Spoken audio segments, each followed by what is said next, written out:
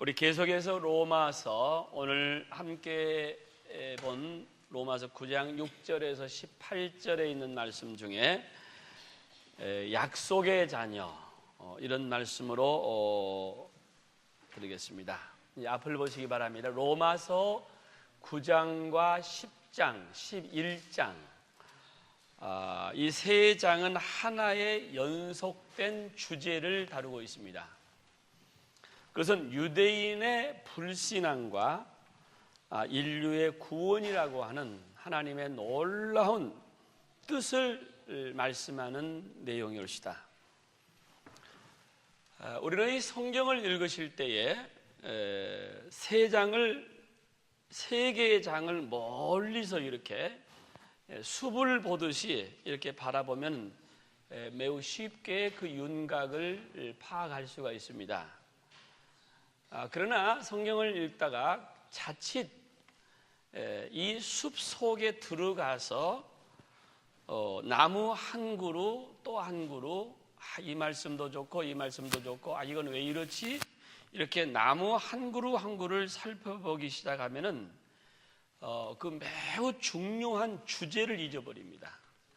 그래서 성경을 읽으실 때 여러분 우리 교회 성도를 성경을 많이 읽으시는데 성경을 전체 숲을 보시는, 그러니까 통독 성경을 하셔야 됩니다. 통독을 이렇게 하시면은 하나님의 말씀하시는 큰 주제를 쉽게 파악할 수가 있습니다. 그래서 로마서 9장, 10장, 11장은 하나의 주제를 가지고 연속으로 계속 다루고 있습니다. 본문은 하나님께서 약속의 자녀들을 일찍부터 정하시고 잘 보살피시면서 끝까지 구원을 향하여 하나님이 인내하시고 지키시는 분이다, 이런 것을 우리가 알 수가 있습니다. 그럼에도 그 이스라엘 백성이 잘 알지 못해서 하나님 불평도 하고 그러는데, 그러니까 조금 다른 용어로 말하면은 이 내용은 특별히 예정, 하나님이 그들을 정하시고 예정해 주셨다, 이런 주제를 다룹니다. 저와 여러분들 이 시간에 하나님께서 우리를 향한 하나님의 약속의 자녀를 말씀하시기도 합니다. 이 시간 성령께서 저와 여러분들에게 말씀하시고 또 이 시간 성령의 음성을 들을 수 있는 이 시간이 되시기를 주의 이름으로 축원합니다. 첫째로는 유대인의 구원은 언제 이루어지는가, 이것입니다. 오늘 4절 5절을 보시면은 유대 민족에게는 특권이 주어졌다, 그런 말을 합니다. 그러니까 유대 민족은 일찍이 조상 때부터 그들을 양자로 삼으시고 그들을 특별히 영광스럽게 하시고 또 하나님의 언약을 받은 백성이 바로 유대인입니다. 그럼에도 불구하고 신약에 넘어오면서 유대인들은 메시아를 거절하고 메시아를 받아들이지 않고 오히려 그 메시아를 자기들의 손으로 십자가에 못을 박고 오히려 하나님의 은혜에서 점점 멀어져 가기만 했습니다.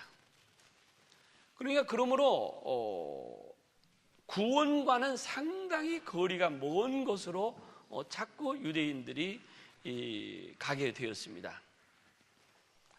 오늘 우리 박 집사님이 그 간증도 했습니다마는 우리들 가운데도 우리 박진영 집사처럼 3대, 4대 때 신앙 혹은 모태 신앙의 가정에서 태어났지만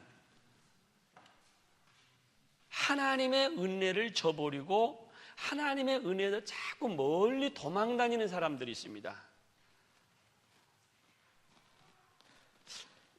왜 이런 일이 있는지 이해가 안 됩니다. 도저히 이해가 가지 않죠. 무슨 이유일까? 이 글을 쓰고 있는 사도 바울은 한때 주님의 은혜와 상관없이 멀리 있다가 어느 날 갑자기 주님을 영접하고 돌아와서 이방인의 사도로 부르심을 받습니다. 그는 다메섹에서 회심한 후에 이게 성경을 갈라디아서나 쭉 자세히 이렇게 다 그분을 이렇게 읽어보면은 회심한 후에 바로 아라비아라는 곳에 가서 3년 동안을 집거를 합니다. 아마 이 3년 동안 중요한 그 유대 민족의 자기 민족의 구원의 문제에 대한 해답을 얻은 것 같습니다. 그래서 그는 앞서 9장 지난 시간에 설교했던 1절과 2절에서 자기 민족의 구원을 위해서 그는 신음을 합니다. 자기 마음속에 고통과 걱정과 염려와 정말 말할 수 없는 걱정이 있다. 신음을 하는데 나에게 큰 근심이 있으며 끊임없는 고통이라 그렇게 말했거든요. 그 근심과 고통이라는 게 뭐냐면은 자신의 죄의 문제가 아니라 자기 민족의 구원은 언제 이루어질 것인가, 이렇게 축복을 받고 이렇게 조상 대대로 오랫동안 하나님의 은혜를 받은 우리 민족 유대인이 언제 구원받을 것인가, 그 구원에 대한 문제를 그는 여기서 좀 설명을 해 나가는 것이죠. 그 첫 번째 대답이 9장입니다. 두 번째 대답은 10장이고 세 번째 대답이 11장에 오시다. 첫 번째 대답은 이런 것입니다. 하나님의 뜻에 의한 것이다, 이런 말입니다.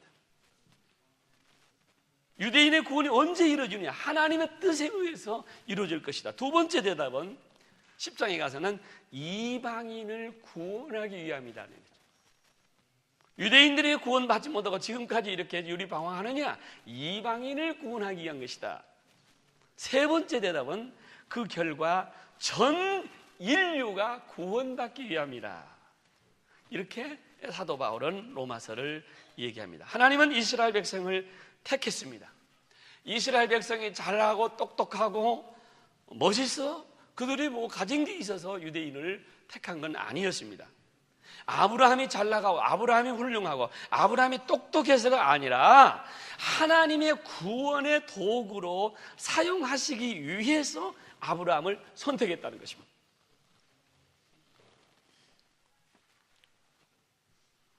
그럼에도 왜 그 후손은 메시아를 거부했을까? 이스라엘이 메시아를 거부한 것은 여러분과 저를 구원하기 위함이라는 거예요. 할렐루야. 할렐루야. 유대인이 하나님을 멀리하고 하나님을 배반하고 이렇게 메시아를 죽이게 된 이유는 조금 더 가깝게 저와 여러분들 이방인을 구원하기 위해서 이런 일이 있었다는 거죠. 놀라운 일입니다. 여기 하나님의 비밀이 있고 하나님의 뜻이 있다는 것이죠. 그래서 이스라엘은 하나님의 통로의 역할을 했습니다. 나를 구원의 통로로 이용하는 수가 있습니다. 지금 내가 신앙이 믿음이 없고 하나님을 멀리 떠나고 너 자꾸 이렇게 선택된 사람인데도 자꾸 이상한 짓 하고 개기고 이 하는 건 뭐냐면은 오히려 나를 통해서 다른 사람을 구원하기 위한 어떤 통로로 사용할 수 있다, 그런 얘기입니다. 그게 바로 이스라엘 민족을 얘기를 했습니다. 두 번째, 오늘 7절에 보시면은 육신의 자녀와 언약의 자녀란 말을 합니다. 7절 우리 다 함께 읽어볼까요? 로마서 9장 7절. 자, 시작. 또한 아브라함의 씨가 다 그의 자녀가 아니라 오직 이삭으로부터 난 자라야 네 씨라 불리라 하셨느니. 오늘 성경에 보면은 육신의 자녀와 약속의 자녀에 대해서 구분해서 얘기합니다. 마찬가지로 이스라엘 백성이라고 다 이스라엘 사람이 아니라는 거죠. 이스라엘인 가운데도 육신의 자녀가 있고 약속의 자녀가 있다는 것입니다. 이스라엘인이라고 해서 모두 다 메시아를 예수로 배척한 건 또 아닙니다. 그 중에서도 소수의 유대인들은 예수님을 따라다니기도 했고 예수님을 기쁘게 했고 예수님을 영접했고 그들은 메시아를 만났습니다. 누가요? 유대인이요. 12 제자도 있지 않습니까? 그 가운데 육신의 자녀가 있나 하면 또 영적인 하나님의 언약의 자녀가 있다, 이런 얘기를 하는 것이죠. 그렇다면 육신의 자녀란 누구를 말하는 것입니까? 육신의 자녀란 무엇입니까? 육신의 자녀는 남녀가 결혼해서 아이를 낳는 것을 말하는, 이게 육신의 자녀입니다. 다시 말하면 우리 이방인들도 육신의 자녀입니다. 약속의 자녀가 아닙니다, 여러분. 그럼 약속의 자녀는 누굽니까? 태어나기 전부터서 약속하고 예언하고 부름을 받은 자녀들을 말하는 것입니다. 오늘 성경에는 육신의 자녀와 약속의 자녀 두 가지로 예를 들어서 말하는데, 첫 번째는 아브라함이요, 두 번째는 이삭을 말합니다. 아브라함은 하나님의 언약, 하나님의 약속을 기다리지 못해서 나이가 늙었기 때문에 그는 하갈, 자기 아내의 몸종 하갈을 통해서 이스마엘을 낳았습니다. 이 이스마엘은 육신의 자녀라고 얘기합니다. 언약의 자녀가 아니라고 얘기합니다. 그러나 하나님께서는 아브라함에게 약속하신 이삭이 태어나게 해서 그 이삭이 약속의 자녀라는 것입니다. 그게 분명한 거죠. 그래서 그 이삭의 자녀, 아브라함과 이삭의 자녀 야곱, 이렇게 내려오면서 그 후손에서 태어난 예수님이 바로 약속의 자녀의 반열에서 예수님이 태어나게 되는 것입니다. 자, 로마서의 논리는, 즉 이방인 우리는 이스라엘의 혈통도 아니요 이방인들이지만은 예수를 믿고 십자가의 보혈의 씻음을 받고 그를 믿음으로 인하여 천국 백성이 되었다고 선포를 해 주십니다. 아멘. 우리는 이스라엘 혈통이 아닙니다. 우리는 이스라엘을 통해서 약속의 자녀가 아닙니다. 그러나 예수 그리스도 보혈과 공로와 그 십자가의 은혜로 말미암아 우리를 하나님의 백성이다, 하나님의 선택된 백성이다 선포를 해주는 거예요. 그런데 예수 그리스도 안에서 우리가 약속의 자녀가 된 것입니다. 할렐루야, 아멘. 그래서 하나님을 우리가 감히 아바, 아버지라고 부를 수 있다. 그리고 우리는 상속된 자녀라, 그런 얘기까지 아주 7장 8장에서 계속 얘기했습니다.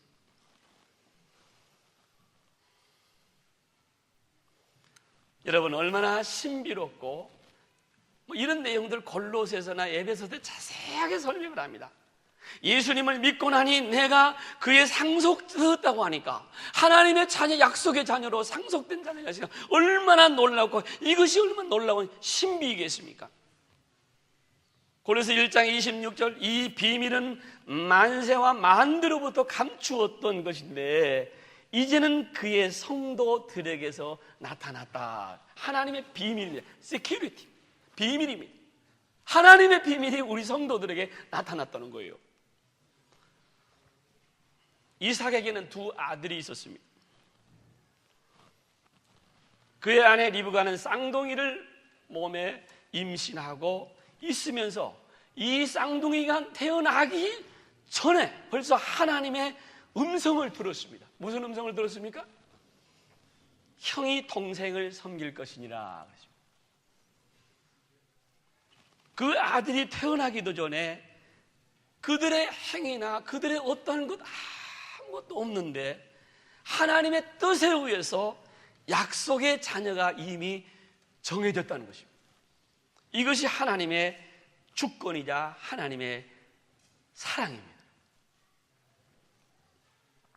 오늘 11절 보시면 이런 얘기합니다. 우리 11절 다 같이 한번 읽어볼까요?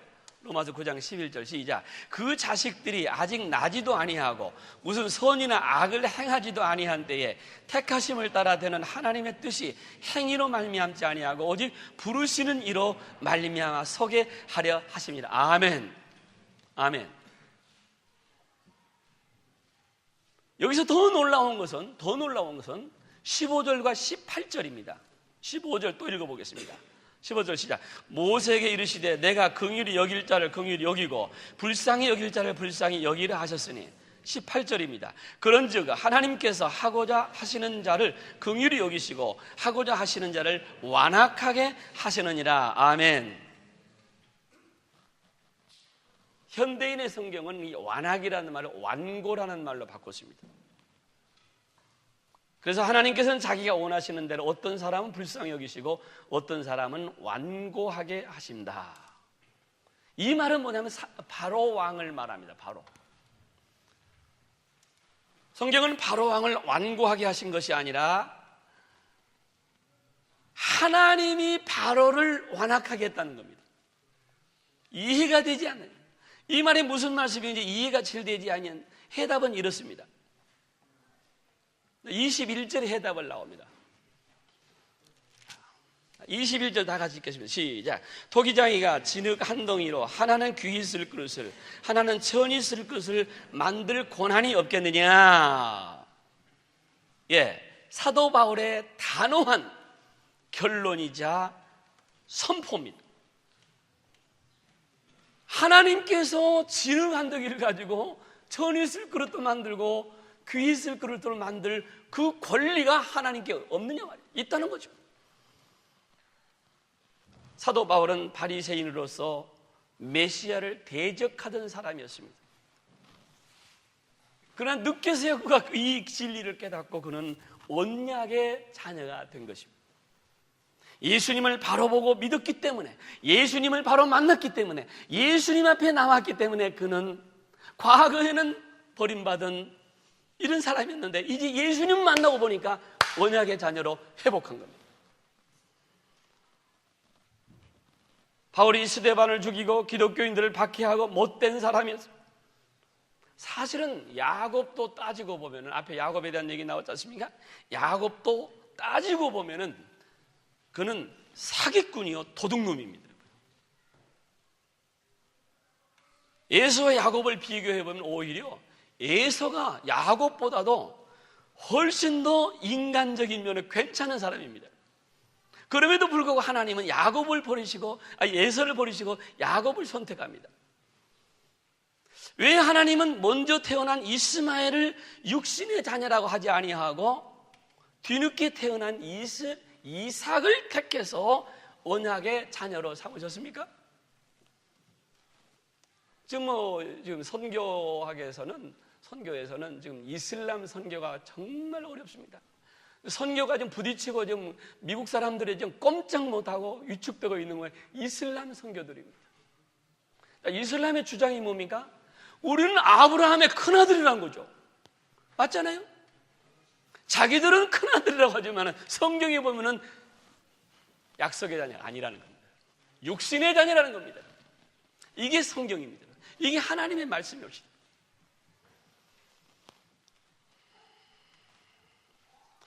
왜 이삭을 택하셔서 언약의 자녀로 삼으셨습니까? 해답은 간단합니다. 첫째는 하나님의 사랑이고, 둘째는 하나님의 절대권적입니다. 하나님의 절대적인 주권이고, 그래서 흙을 가지고 그릇을 만드실 수 있고, 이게 하나님의 마음이라고 그랬습니다. 그러므로 우리는 여기에서 나를 택해 주신 하나님, 언약의 자녀로 삼아주신 하나님께 감사할 뿐입니다. 그저 우리 하나님께 감사한 것이죠. 우리가 선택받을 권리도 없고 내게 아무것도 없습니다.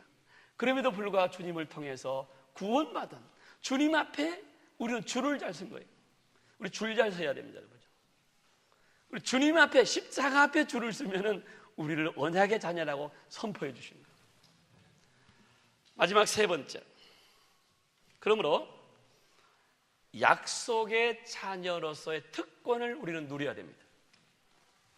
이스라엘을 잠시 버리시고 오히려 이스라엘을 구원의 통로로 만드셨다, 그런 얘기를 했습니다.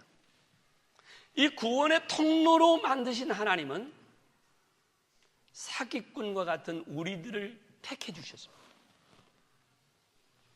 우리는 구원받을 자격도 없고 예수를 믿을 만한 자격도 없습니다. 여러분, 겉보기에는 모두 이런 사람들 우리 다 보면요, 겉보기에는 괜찮은 사람 같고 괜찮습니다. 지성도 있고 윤리 도덕적으로 깨끗해 보이고 괜찮아 보입니다. 그러나 사실은 이 모든 것 위장해서 보일 뿐입니다. 사람들이 볼 때 다 위장되어 있습니다. 다 뭔가 다른 옷을 입고 있어요. 속은 그렇지 않습니다. 사실은 음란하고 사기꾼이고 도둑놈들입니다.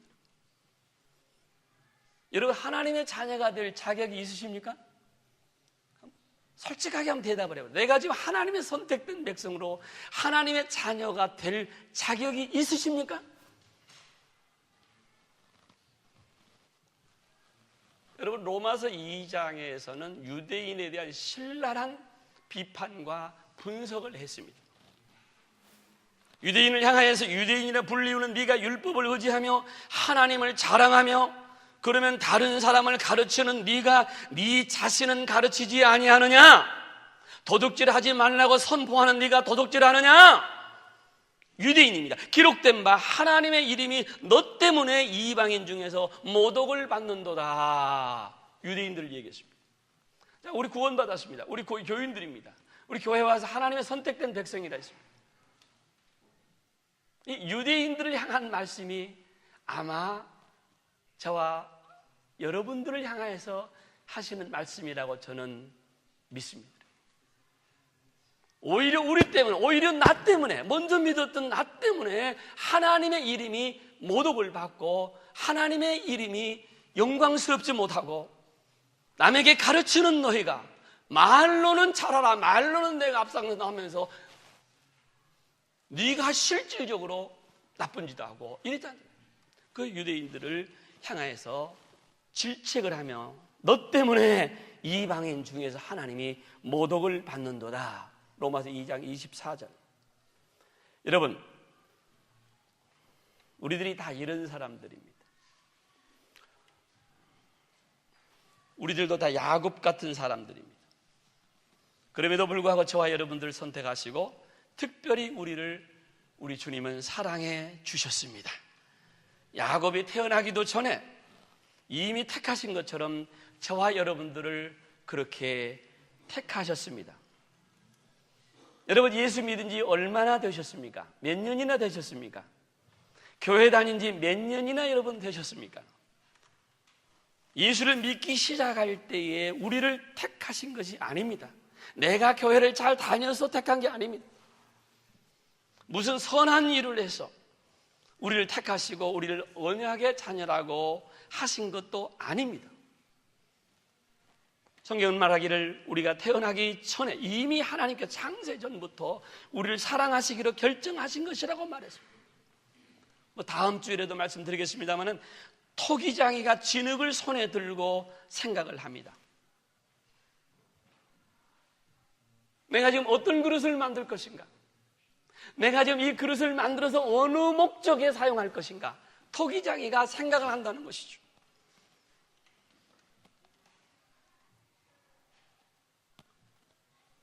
그렇기 때문에 하나님은 하나님이 귀 쓸 그릇도 만들어 놓으시고 또 천이 쓸 그릇도 만드시고 이렇게도 만들고 저렇게도 만들고 이렇게 하나님께서 우리를 만들어 주셨다.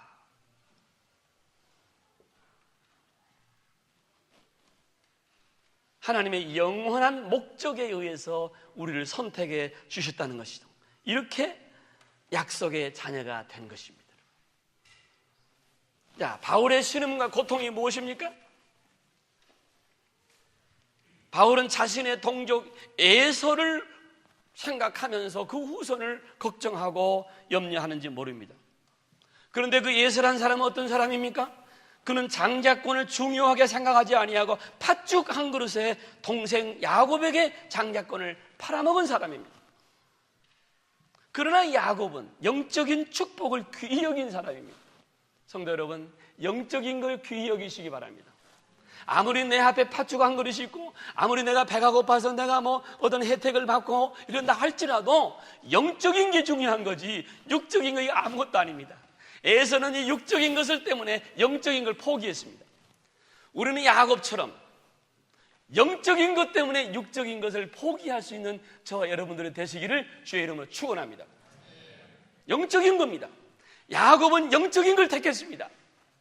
그런 나쁜 사람이었지만 어떻게 보면 하나님의 선택을 그가 알고 뱃속에서부터 그는 하나님의 섭리 가운데에 밖에 튀어나와가지고 너지는 영적인 게 중요하다는 거죠. 여러분, 우리 교회도 영적인 게 중요합니다. 교인들이 많이 모여들고 여러분들이 뭐 집에서 할 일이 많고 직장이 많고 뭐 주일날도 갈 때도 많고 할 일도 많고, 여러분 사실은 여러분들을 제가 존경하는 것은 파리에서 이렇게 주일날 주일 예배 드리는 게 저는 여러분 기적이라고 봅니다. 이 좋은 봄날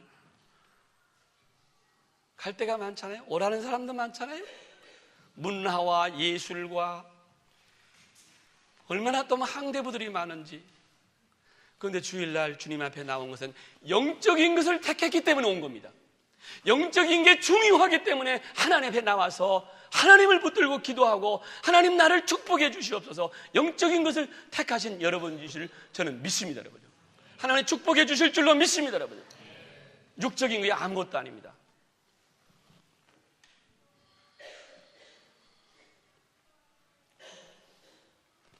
약속의 자녀의 특권을 누리시는 저와 여러분들이 되시기를 바랍니다. 하나님께서는 이방인인 우리를 양자로 삼으시고 약속의 자녀로 삼아 주셨습니다.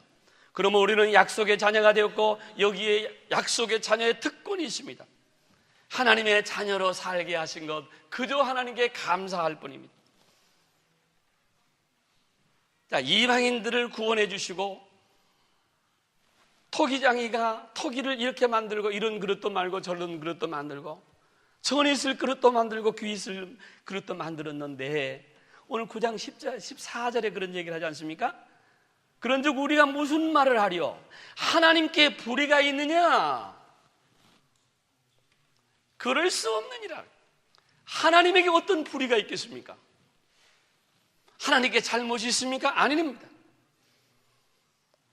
사랑하는 성도 여러분, 앞을 보십시오. 에서나 바로 왕이 야곱이나 모세처럼 하나님의 사람이 되었으면 얼마나 좋겠습니까?